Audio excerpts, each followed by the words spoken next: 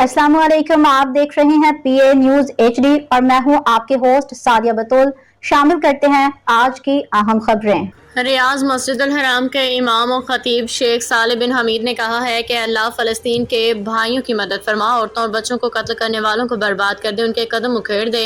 दुनिया भर से आए लाखों आज़मीन हज इस वक्त मैदान अरफात में मौजूद हैं। मस्जिद अल हराम के इमाम और खतीब शेख साले बिन हमीद ने खुतबा हज दिया। खुतबा हज का तर्जुमा उर्दू इंग्लिश समेत 35 ज़ुबानों में नशर किया गया। हज के रुकन आज़म वकूफ़ अरफा के दौरान मैदान अरफात में वाक़ मस्जिद निमराह में खुतबा हज देते हुए मस्जिद अल हराम के इमाम शेख साले बिन हमीद का कहना था कि तकवा इख्तियार करो, अल्लाह की पकड़ बहुत ज़्यादा सख्त है। तकवा इख्तियार करना ईमान वालों की शान है। तकवा इख्तियार करने पर अल्लाह जन्नत अता फरमाएगा। उन्होंने कहा कि नबी करीम सल्लल्लाहु अलैहि वसल्लम ने फरमाया, अल्लाह की इबादत करो, इसके साथ किसी को शरीक ना करो। नेकोकारों, तकवा इख्तियार करने वालों के लिए आखिरत में अच्छा अंजाम है। छोटी सी छोटी नेकी को भी हकीर ना जानो। अल्लाह फ़ख्र और तकबर करने वालों को पसंद नहीं करता। अल्लाह ताला ने फसाद फिल अर्ज़ से सख्ती से मना कर फरमाया।